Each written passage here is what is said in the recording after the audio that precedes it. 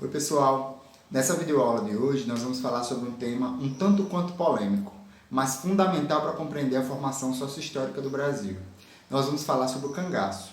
Os cangaceiros eram para uns verdadeiros heróis e para outros verdadeiros bandidos.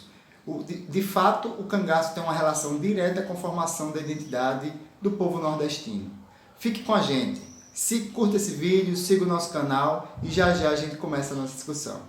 Solta a vinheta.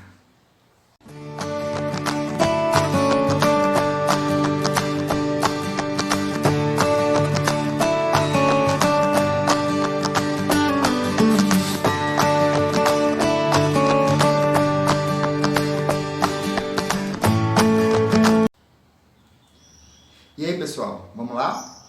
Bom, para a gente poder compreender o significado do cangaço para a política e para a economia e para a cultura brasileira, é preciso entender primeiro o contexto em que ele está inserido.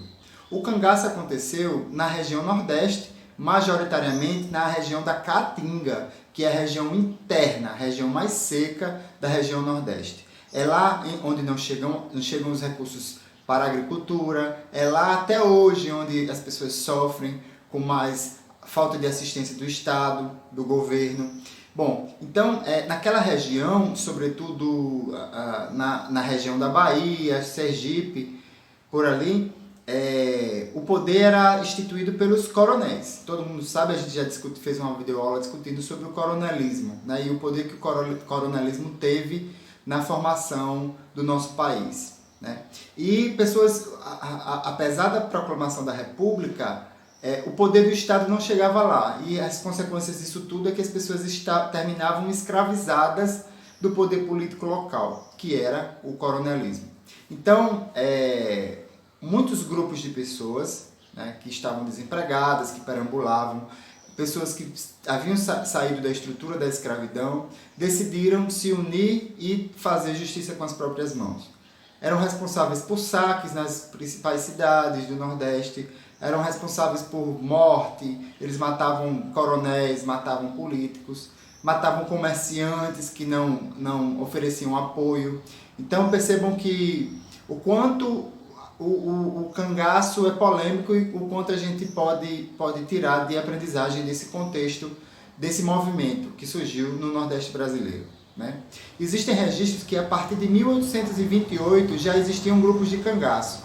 Pessoas ligadas à agricultura abriam mão da agricultura, por causa das condições que eu já acabei de falar, abriam mão da agricultura e perambulavam pelo Nordeste, em bando, todos vestidos de couro, todos armados, todos com peixeira, né, saqueando as principais cidades e fazendo justiça da forma como acreditavam. Existiam basicamente dois tipos de cangaceiros. Os cangaceiros jagunços, que eram cangaceiros, inclusive, contratados pelos próprios coronéis. Eram os responsáveis por implementação da vingança, da justiça, da polícia. Os coronéis, eles tinham autorização da República. A República foi proclamada no sudeste do Brasil, né, no Rio de Janeiro, e aí demorou cerca de meses para poder se espalhar a notícia de que o Brasil era um país republicano. Então, não haviam exércitos, não haviam prefeituras, não havia um poder local. Então, os coronéis, eles tinham o poder autorizado pela República para implementar a segurança do jeito que queriam. Então, a cada lugar que você chegava, existia uma forma diferente de se praticar justiça ou segurança pública. Então, os jagunços, eles eram cangaceiros contratados pelos coronéis, pelos comerciantes, para implementar vingança, para fazer cobranças, para fazer vingança, para fazer algum tipo de ameaça e etc. Existiam os cangaceiros independentes, que eram os grupos de cangaceiros, resquícios de agricultura familiar, pessoas que se consideravam injustiçadas socialmente e que decidiam perambular pela cidade, perambular pela região Nordeste, fazendo justiça com as próprias mãos. Existiam muitos grupos de cangaceiros, mas em especial eu quero falar de 4, certo? 4 deles. Eu vou falar para vocês, mas eu preciso de um pouquinho de cola, tá certo? O primeiro mais conhecido grupo de cangaceiros é o de Lucas Evangelista, que viveu por volta do ano 1828, aterrorizando a região Nordeste, tá certo? Naquela região ali de Feira de Santana. O segundo grupo é o do cangaceiro Corisco, que o nome dele era Cristiano Gomes. por volta de 1930 a 1940, aterrorizou as cidades por onde passou. O terceiro grupo é um grupo bastante conhecido, que é o grupo de Jesuíno Brilhante, tá certo? Todo mundo já deve ter ouvido falar, que viveu nos arredores de Patu, aqui no Rio Grande do Norte, e na fronteira com a Paraíba, por volta de 1870. Só que tem um grupo, que é o grupo mais conhecido no Brasil, que é o grupo do cangaceiro Virgulino Ferreira da Silva, o Lampião. O terror do sertão, o chefe dos cangaceiros, tá certo? E aí o rei do cangaço, como ele era popularmente conhecido. Ele atuou entre 1920 e 1930, mais ou menos 1930, o grupo dele, por toda a região Nordeste. Bom, o poder instituído na época, que havia sido saído no período de Virgulino, nós havíamos saído da República, cerca de 50, 60 anos antes, e o país ainda não tinha estrutura nenhuma para combater os problemas sociais. E até hoje a gente sabe que ainda não tem, principalmente na região Nordeste. E aí foi na era Vargas em que se decidiu dar fim a todo e qualquer grupo de cangaceiro no país. Ficou instituído, segundo Getúlio Vargas, de que todo cangaceiro deveria ser assassinado e sua cabeça ele deveria ser degolado e sua cabeça ser exposta em praça pública. E aí essa notícia correu e os grupos de cangaço cada vez mais se articularam. A gente sabe que os cangaceiros eram pessoas que conheciam a região da Caatinga, conheciam as ervas medicinais, eles entendiam os roteiros, entendiam como se esconder, como pegar atalhos, e foi muito difícil. Durante muitos anos, o Estado os governantes tentaram aniquilar os grupos de cangaceiros. Apenas em 1938, um grupo na cidade de Angico conseguiu capturar Virgulino e o seu bando.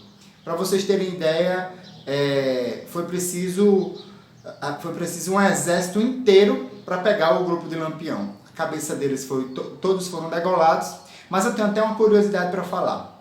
Aqui no Rio Grande do Norte, nós temos a única cidade do Brasil que conseguiu colocar o grupo de Lampião para correr.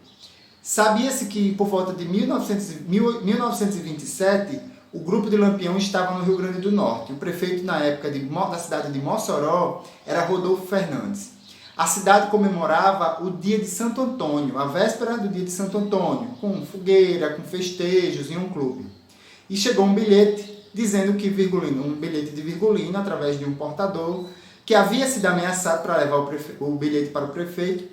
Chegou um bilhete dizendo que Lampião queria uma indenização, senão no dia seguinte ele entraria na cidade e tocaria aquele terror.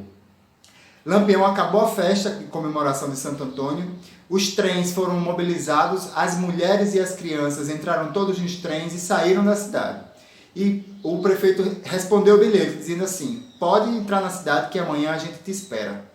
Lampião, com um bando de aproximadamente 55 cangaceiros, entrou na porta de Mossoró, né? Eles já vinham de uma cidade chamada Governador de Cerrosado, já haviam saqueado aquela cidade. E aí Lampião, na porta de Mossoró, mandou dois cangaceiros entrarem, né? Que foi Jararaca e Cochete. Jararaca e Cochete. O bando de Lampião foi surpreendido porque a cidade toda havia se armado. O prefeito conseguiu as armas do tiro de guerra, as armas das Forças Armadas, mas não tinham militares suficientes. Então ele distribuiu as armas entre os moradores, entre os homens da cidade. As mulheres já tinham ido embora. E aí naquele dia, os registros mostram que parecia uma festa de São João, de tanto tiro. Até hoje, na cidade de Mossoró, existem os lugares em que o tiroteio deixou as marcas, né? Se você for na igreja de São Vicente, no centro, na Avenida Alberto Maranhão, tem lá no topo da igreja as marcas dos tiros de Lampião, porque os moradores eles se esconderam nas partes de cima dos prédios enquanto os cangaceiros vinham entrando. E aí 53 cangaceiros foram recebidos por 150 homens armados. E aí foi a partir desse dia que se caiu o mito de que Lampião era um homem invencível, né? Ele saiu da cidade de Mossoró, saiu corrido, né, como a gente chama aqui no Nordeste. Saiu com medo e disse que naquela cidade ele não entraria nunca mais. que por causa da padroeira, que é Santa Luzia, que ele é devoto de Santa Luzia porque ele é deficiente de um olho, por causa da padroeira as pessoas se livraram, conseguiram se livrar e se proteger do bando dele, que era o bando mais terrível, né? O Brasil todo, o Nordeste todo ouvia falar de Lampião da pior forma. Tá bom? Então, o cangaço ele foi duramente combatido porque ele era um movimento que reivindicava a ordem republicana que estava estabelecida. É importante a gente considerar que, para alguns historiadores, o cangaço é considerado um movimento heróico de resistência, e para outros historiadores, o cangaço é considerado um banditismo, né? Uma forma de você se apropriar daquilo que você não tem acesso, tá bom? Então, a cidade de Mossoró, mais esse detalhe, a cidade de Mossoró, todos os anos comemora o Alto da Resistência, que é o dia em que a população colocou o bando de Lampião para correr, tá certo? Com medo. Existem milhares de histórias, sobretudo a literatura de cordel foi muito rica na explicação do que foi o movimento do cangaço. Naquela época, no início do século XX, a literatura mais popular era a literatura de cordel. Então, todos os cordelistas eles tinham uma história da passagem de Lampião pela sua cidade, um conto, uma coisa, e um mito, né, da história de Lampião. Por isso que ele ganhou tanta notoriedade, tá certo? Então, o cangaço foi esse movimento que é fundamental para a gente compreender a realidade do Nordeste, a necessidade de justiça social que repercutiu nesta forma de banditismo, tá bom? Bom, se você gostou desse vídeo, eu peço que você curta o nosso vídeo e que você se inscreva no nosso canal. Espero você em uma próxima oportunidade. Obrigado.